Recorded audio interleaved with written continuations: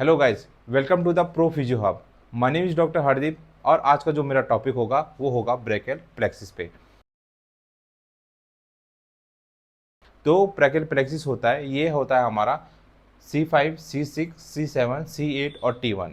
तो ये nerve root होती है जो कि हमारे नेक से लेके आर्म से लेके और फोर आर्म से लेके और फिंगर तक हमारी जाती है।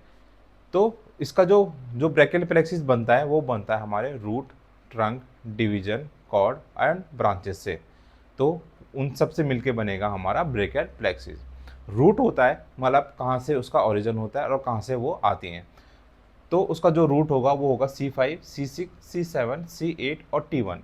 C करेगा हमारा सर्वाइकल को रिप्रेजेंट करेगा और T हमारा थोरेसिस को रिप्रेजेंट करेगा। तो इसका जो रूट होता है वो C5 से लेके और T1 तक होता है। ये हमारा था रूट। अब होता है हमारा ट्रंक। ट्रंक ट्रंक तीन टाइप के होते हैं। पहला होता है अपर ट्रंक, सेकंड होता है मिडिल ट्रंक और थर्ड होता है हमारा लोअर ट्रंक। जो अपर ट्रंक होता है हमारा वो C5 और C6 से मिलके बनता है हमारा अपर ट्रंक। सेकंड जो हमारा मिडिल ट्रंक होता है वो हमारा होता है C7 से मिलके बनता है। और जो हमारा लोअर ट्रंक होता है वो हमारा C8 और T1 से मिलके हमारा लोअर ट्रंक बनता है। अब आता है डिवीजन। अब इन सब की डिवीजन निकलती है और जो अपर ट्रंक से एक डिवीजन निकलती है वो दो डिवीजन में डिवाइडेड होती है। एक होता है वेंट्रल डिवीजन, एक होता है हमारा डोर्सल डिवीजन। ठीक है, सेम हमारा C7 से निकलता है, ये भी निकलता है वेंट्रल डिवीजन और सेकंड निकालता है हमारा डोर्सल डिवीजन। सेम हमारा लोअर ट्रंक से जो डिवीजन निकलती है सेम निकलती है, वो भी वेंट्रल डिवीजन एंड हमारा डोर्सल डिवीजन। तो ये थी इनकी डिवीजन। अब आता है हमारा कॉर्ड। तीन टाइप की कॉर्ड होती है। पहली होती है lateral cord, medial cord and posterior cord. तो लेटरल कॉर्ड कैसे बनेगी? लेटरल कॉर्ड बनेगी हमारी जो हमारा अपर ट्रंक की जो वेंट्रल डिवीजन थी और जो लो मिडिल ट्रंक की जो वेंट्रल डिवीजन है उनसे मिलके बनती है हमारी लेटरल कॉर्ड। Lateral cord. और जो मिडिल कॉर्ड बनेगी वो हमारी जो लोअर ट्रंक की जो वेंट्रल डिवीजन रहेगी उससे मिलके बनती है हमारी मीडियल कॉर्ड। Medial cord.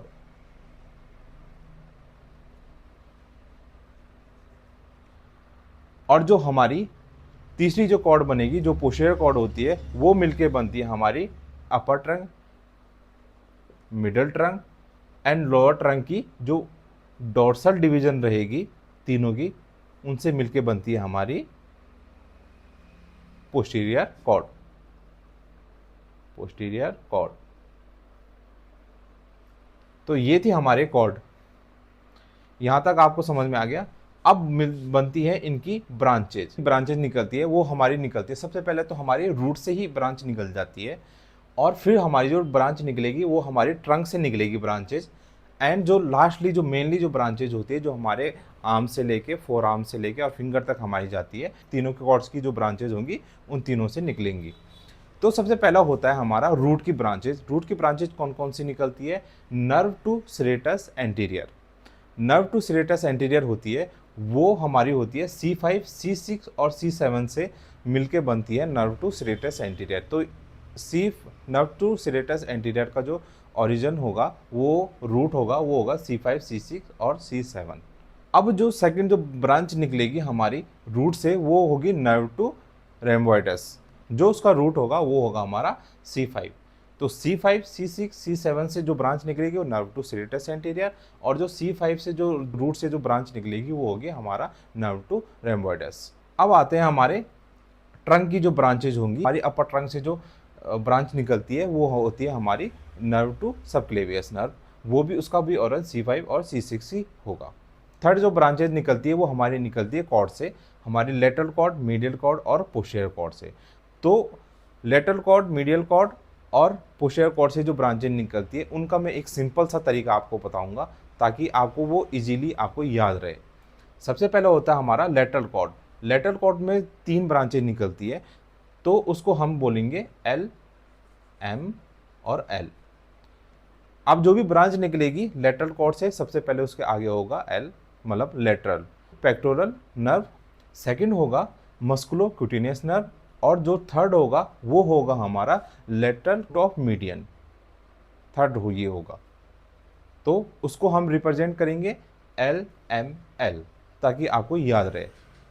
जैसे एल एम एल का स्कूटर आता था, एक स्कूटर के उससे ही याद रखो कि L M L, L M L. अब जो सेकंड ब्रांच निकलेगी वो निकलेगी हमारी मीडियल कॉर्ड से। तो मीडियल कॉर्ड से हमारी 5 नर्व निकलती है, तो उसको हम रिप्रेजेंट करेंगे। सबसे अच्छा तरीका है उसको याद करने का M4U, M4U, ठीक है। तो M मतलब कि इसमें M 4 टाइम आएगा, जिन नर्व का नाम M से रहेगा वो 4 टाइम होगा, एक नर्व का नाम आपका U से रहेगा। तो सबसे पहला M आता है वो होता है मीडियल पेक्टोरल नर्व होती है। सेकंड जो होती है वो होती है medial cutaneous nerve of arm, medial cutaneous nerve of four arm. जो फोर्थ होता है वो होता है हमारा मीडियल रूट ऑफ मीडियन, और जो फिफ्थ जो नर्व होगी वो होगी हमारी अल्नर नर्व। तो ये था सबसे अच्छा तरीका याद करने का M4U। अब जो ब्रांचेज निकलेगी वो हमारी निकलेगी थर्ड वाली कॉर्ड से, जिसको बोलेंगे हम पोस्टीरियर कॉर्ड। पोस्टीरियर कॉर्ड से जो ब्रांचेज निकलती है वो 5 नर्व निकलती है, जिसको आप रिप्रेजेंट कर सकते हो अल्नर, अल्नर के नाम से, ULNAR, अल्नर के नाम से आप रिप्रेजेंट करोगे। जो U का मतलब होता है upper subscapular, L4 lower subscapular, और N4 आपका हो गया नर्व टू लेटिसिमस डोर्साई, और A4 हो गया आपका एक्सिलरी नर्व, और R4 हो गया आपका रेडियल नर्व। तो ये सबसे अच्छा तरीका था आपका याद करने का सब ब्रांचों को। लेटरल कॉर्ड से जो ब्रांचेज निकलती है उसको हम रिप्रेजेंट करेंगे LML, 3 ब्रांचेज निकलती है। मीडियल कॉर्ड से निकलती है हमारी 5 ब्रांचेज निकलती है, और पोस्टीरियर कॉर्ड से निकलती है हमारी 5 ब्रांचेज निकलती है। तो आप इस तरीके से इसको याद कर सकते हो, आपको बिल्कुल भी टफ नहीं लगेगा। और जो ये डायग्राम है ये सबसे ईजीएस्ट डायग्राम है, ताकि आपको ईजिली समझ में आए। अब मैं आपको बताऊंगा ब्रेकियल प्लेक्सिस की क्लिनिकल एनाटॉमी। तो क्लिनिकल एनाटॉमी में क्या होता है कि जब भी ब्रेकियल प्लेक्सिस में कोई भी इंजरी होती है, चाहे हमारे रूट में इंजरी हो, या हमारे ट्रंक में इंजरी हो, या हमारे कोई भी ब्रांचेज में इंजरी हो, तो उस कंडीशन को क्या कहते हैं। तो क्लिनिकल एनाटॉमी में क्या होता है, ब्रेकियल प्लेक्सिस में इंजरी होती है तो क्या क्या कौन कौन सी कंडीशन देखने को मिलती है। पहला होता है हमारा अब पैरालिसिस, पहला आता है साइट ऑफ इंजरी। तो साइट ऑफ इंजरी में क्या होता है कि कौन सी साइड पे इंजरी होगी, और पैरालिसिस होगा तो कौन सी साइड पे इंजरी होती है। तो पहला होता है हमारा साइट ऑफ इंजरी। तो साइट ऑफ इंजरी हमारा अपर ट्रंक, जो हमने ब्रेकियल प्लेक्सिस में अपर ट्रंक बना था, जो C5 और C6 से मिलकर बना था, वो होता है अपर ट्रंक। तो अगर उसमें इंजरी होती है तो हम उसको बोलेंगे अब पैरालिसिस। कॉज क्या होता है हमारा इंजरी का, पहला जो कॉज होता है या तो at the time of birth. Second होता है अगर कोई भी सब्जेक्ट अगर वो कंधे के बल गिरा है, या कंधे से गिरा है, या कोई चीज़ उसके कंधे में आके गिर गई है, तो उस टाइम पे भी आपको अब पैरालिसिस देखने को मिल सकता है। पहला ये, दूसरा ये कॉज होता है। अब नर्व रूट कौन कौन से इन्वॉल्व होते हैं, नर्व रूट कौन सा होगा हमारा, वो होगा हमारा C5 और C6। सेकंड जो हमारा होता है मसल्स कौन कौन सी इसमें पैरालाइज होती है, जहाँ जहाँ ये सप्लाई करेगी वहाँ उन सब मसल्स को ये पैरालाइज करेगी।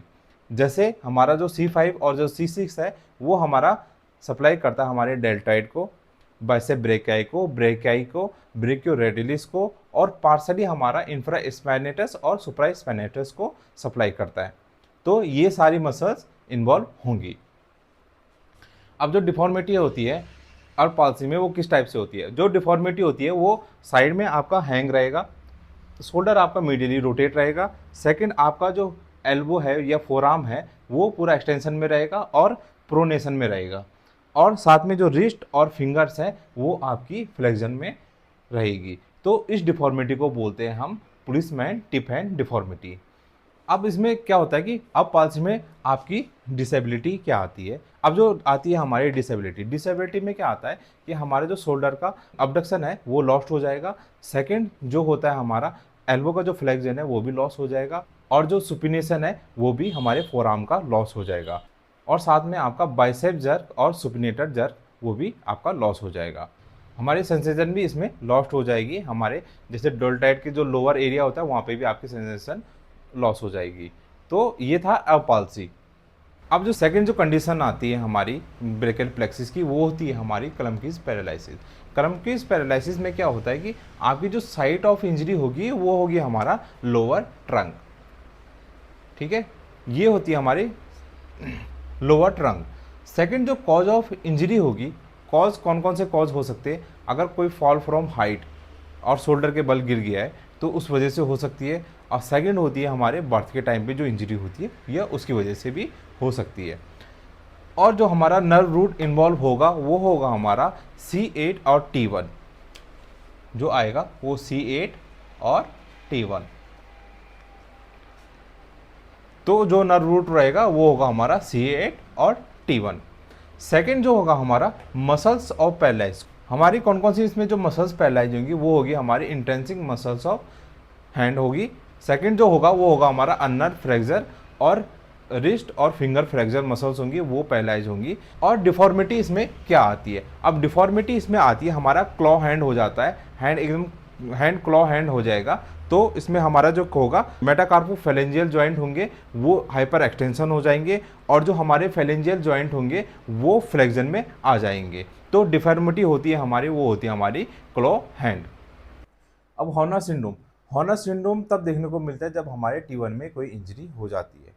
तो इसकी जो सिंपल सी एनाटॉमी ये है कि जो हमारा वाइट एमस होता है वो सीधे कम्युनिकेट करता है हमारे फर्स्ट थोरेसिस सिंपैथेटिक गैंग्लियन से, तो उसकी वजह से ये मिलता है हॉर्नर सिंड्रोम। तो उसमें कोई भी इंजरी होती है तो आपको हॉर्नर सिंड्रोम देखने को मिलेगा। तो जो पहला जो सिम्टम देखने को मिलता है वो हमें मिलता है टोसिस देखने को मिलता है, माइसिस देखने को मिलता है, एनहाइड्रोसिस देखने को मिलता है, एनाप्थालमस देखने को मिलेगा। इसके साथ साथ में आपको देखने को मिलता है वो मिलता है हमारा लॉस ऑफ सीलियो स्पाइनल रिफ्लेक्स। तो ये सब आपको सिम्टम दिखेंगे, और ये सब चीज़ें आपको इसलिए देखने को मिलती है क्योंकि हमारे जो सिंपैथेटिक फाइबर्स है वो हमारे T1 नर्व के थ्रू ट्रेवल करते हैं और वो हमारे हेड और नेक से आके हमारे स्पाइनल कॉर्ड में जाते हैं। तो इसलिए आपको ये सब सिम्टम देखने को मिलते हैं। तो हमारे सिंपैथेटिक इसमें फाइबर होंगे वो ज़्यादा सबसे ज़्यादा हमारे इफेक्ट होंगे। अब वैसोमोटर चेंजेस में देखने को आपको क्या मिलेगा कि आपकी जो स्किन है वहाँ पे सेंसरी लॉस मिलेगा, आपको वहाँ वार्मनेस देखने को मिलेगी। वार्मनेस इसलिए देखने को मिलती है क्योंकि हमारी जो आर्टरीज है वहाँ पे डायलेट हो जाती है, तो इसलिए आपको वहाँ पे वार्म देखने को मिलेगा। वहाँ पे आपको कोई भी स्वेटिंग देखने को नहीं मिलेगी क्योंकि हमारे वहाँ पे स्वेटिंग लॉस हो जाती है। थर्ड जो आपको देखने को मिलेगा वो मिलेगा आपको ट्रॉफिक चेंजेस देखने को मिलेंगे। ट्रॉफिक चेंजेस में देखने को क्या मिलेगा आपको, अगर लॉन्ग टाइम तक वहाँ पे पैरालिसिस है, जो स्किन होगी वो होगी ड्राई स्किन होगी, और जो नेल होंगे वो इजीली क्रैक होना स्टार्ट हो जाएंगे या इजीली क्रैक होंगे, वहाँ पे इजीली क्रैक हो सकते हैं। थर्ड जो चीज़ देखने को मिलेगी atrophy of the pulp of finger. तो ये था हमारा ब्रेकियल प्लेक्सिस और उसकी clinical anatomy. Thanks for watching. ये इन्फॉर्मेशन अगर आपको अच्छी लगी है तो इसको सब्सक्राइब करिए, लाइक करिए और शेयर करिए, और जो साथ में जो बेल आइकन है उसको प्रेस कर लीजिए ताकि हमारी जितनी भी वीडियो है सबसे पहले आप तक पहुंच पाए। Thank you, thanks for watching.